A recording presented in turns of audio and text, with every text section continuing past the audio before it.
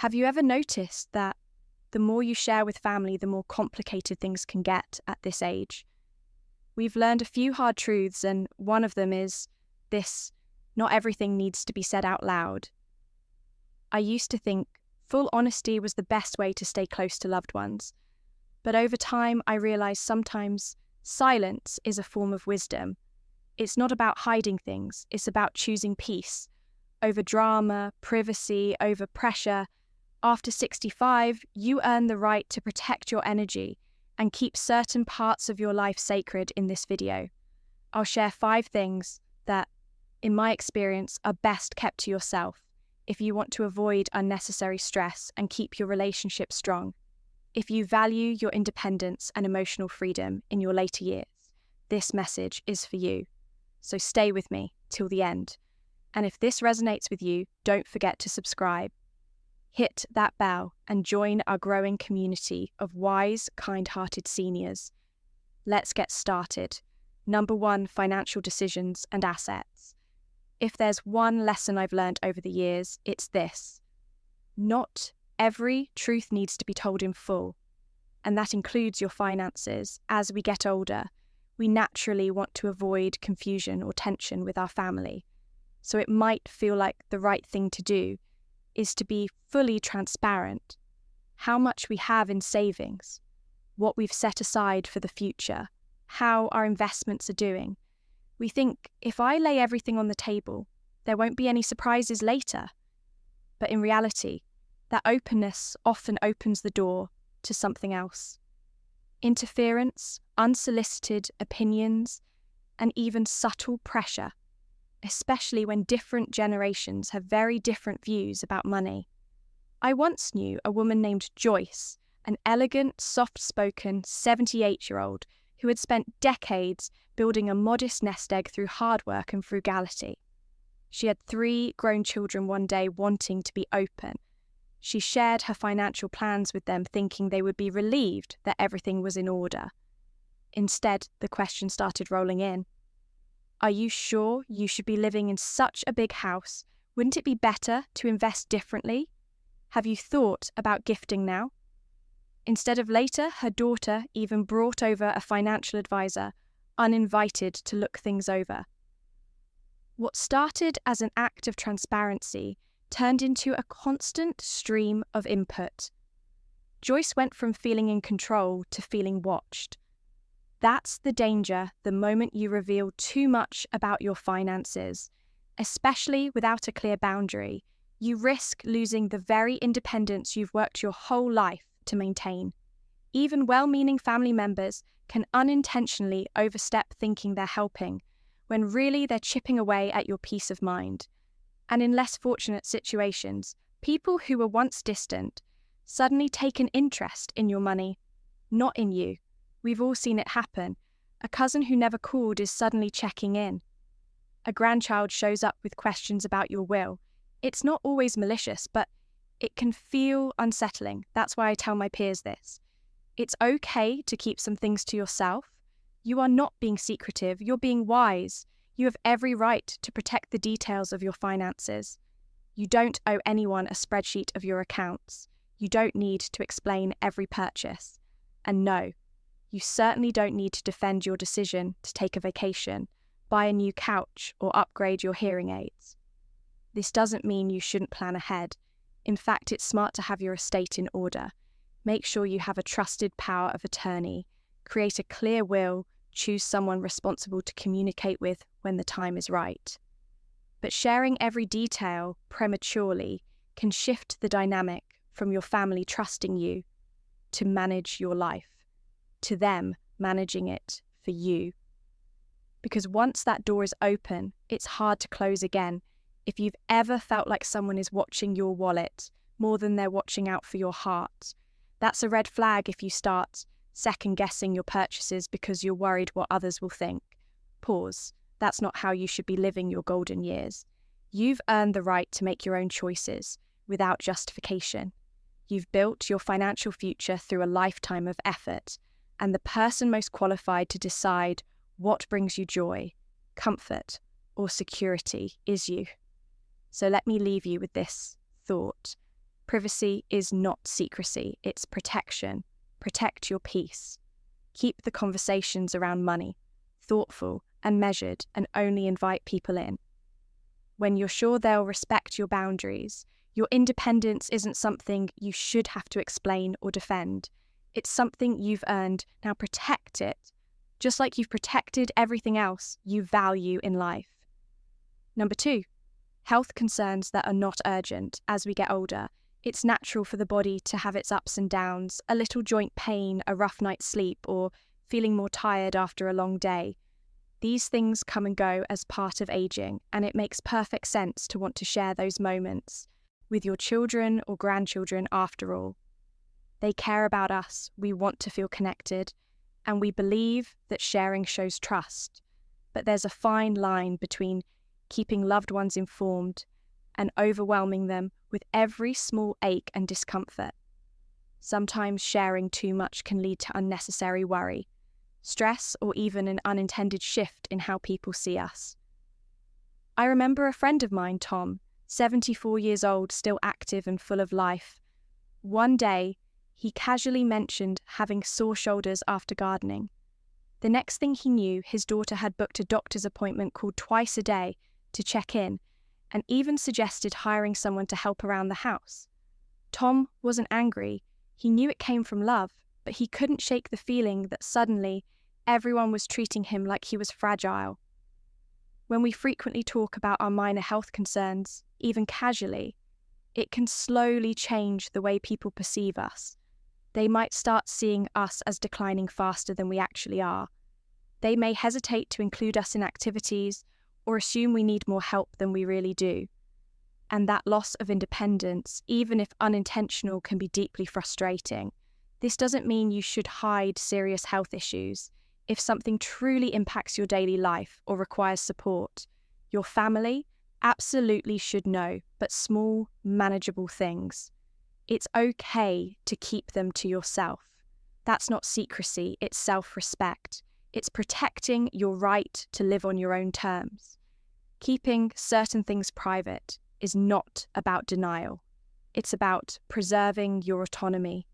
You've lived in your body long enough to know what's serious and what's not, and you deserve the dignity of handling those smaller things. Your way without fear of being micromanaged. Growing older doesn't mean giving up control. If anything, it's the time when you should feel most confident in knowing yourself, when to act and when to simply rest. Trust your instincts and don't let over-concern from others. Cloud your own self-assurance, because at the end of the day, peace in your later years doesn't come from everyone worrying about you. It comes from knowing what you need, choosing what to share, and living with quiet confidence in your own wisdom. Number 3, your true thoughts on family conflicts. By the time you reach this age, you begin to realize a simple but powerful truth. The quieter you are, the more peace you keep, especially when it comes to family matters. I've witnessed more family arguments than I can count. Children fighting over inheritance, siblings clashing over old wounds, sons and daughters-in-law being judged over parenting or financial choices. And every time, my first instinct was to help mediate, offer advice, point out what's right. But over time, I learnt something valuable. Sometimes, even the kindest words can become fuel to a fire that's already smouldering. I remember a woman named Elaine from our reading club. She gently suggested to her daughter that her grandson should start picking up his toys, just a simple, well-meaning observation. But within days, her daughter grew distant, stopped calling and stopped inviting her over. That one comment meant with love was taken as criticism, and that distance, it never really closed again.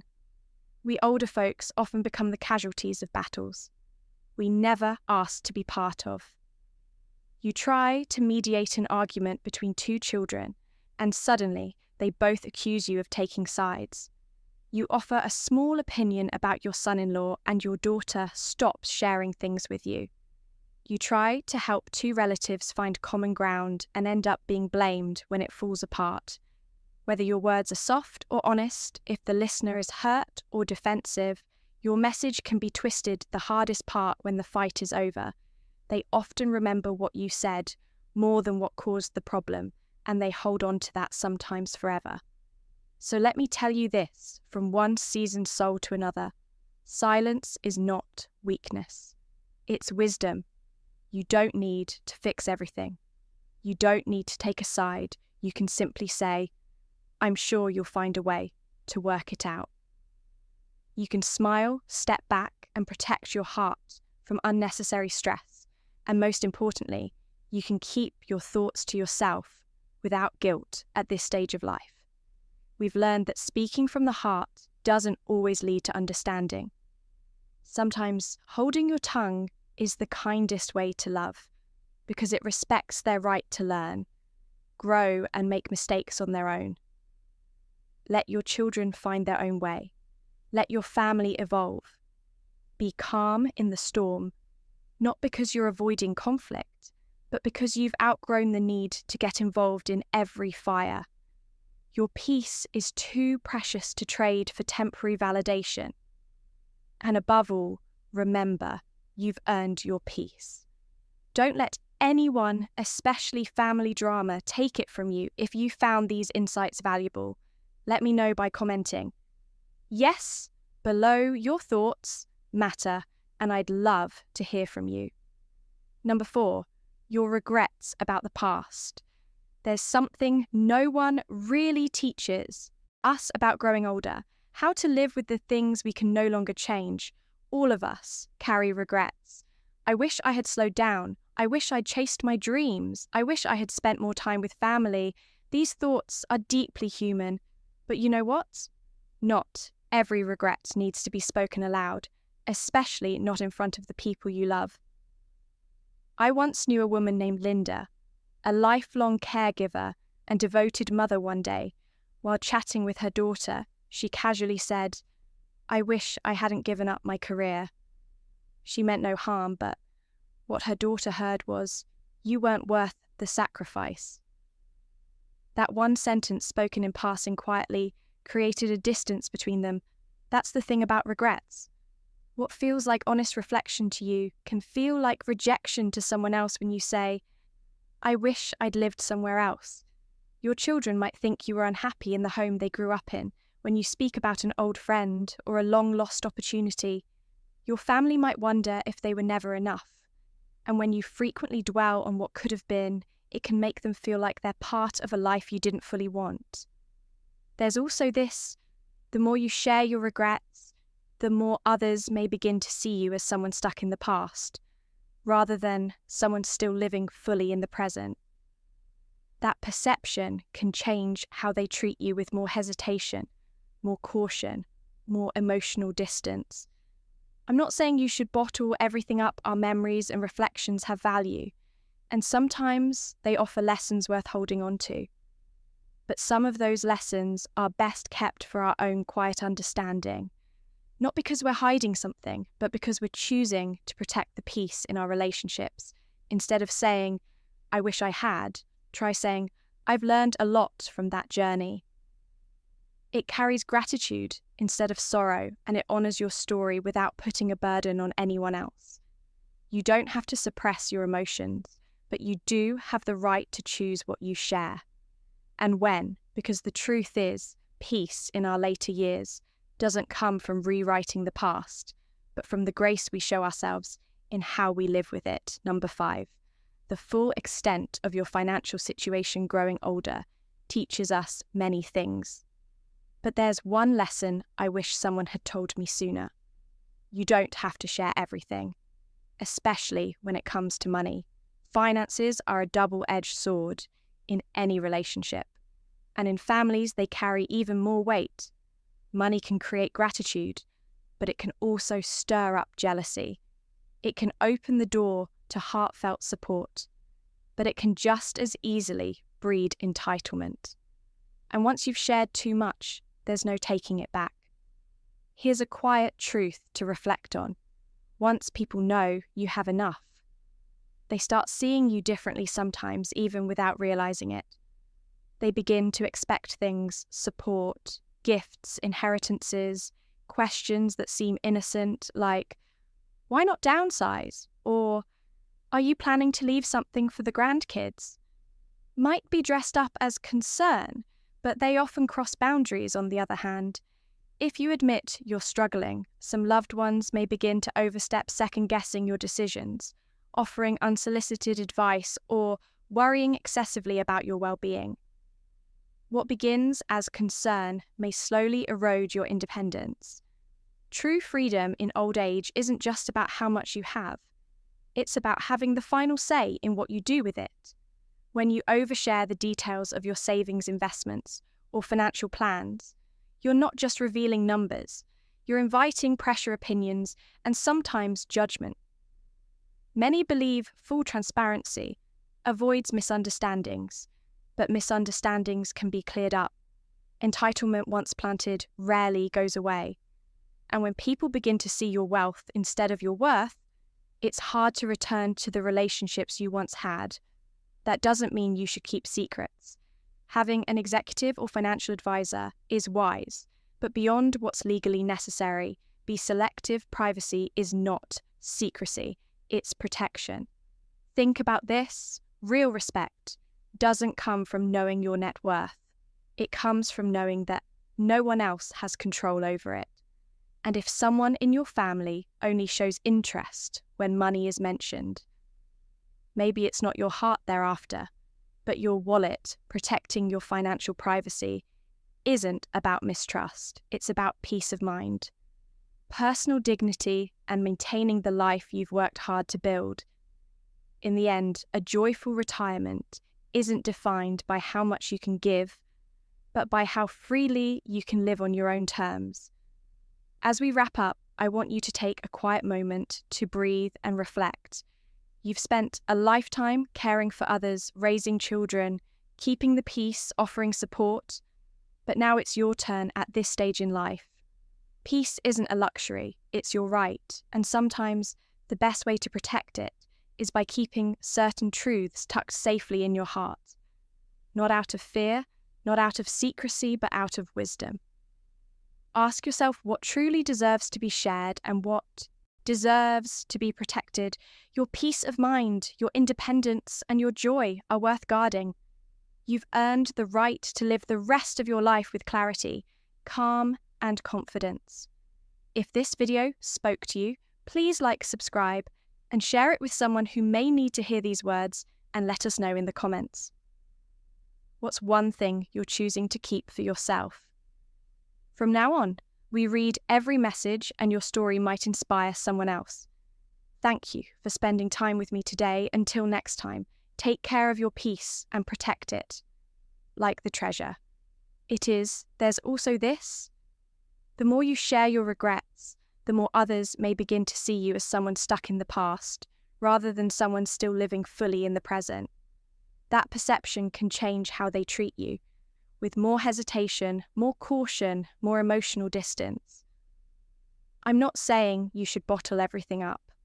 Our memories and reflections have value, and sometimes they offer lessons worth holding on to. But some of those lessons are best kept for our own quiet understanding.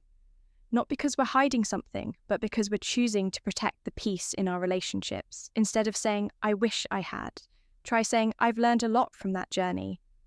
It carries gratitude instead of sorrow, and it honors your story without putting a burden on anyone else.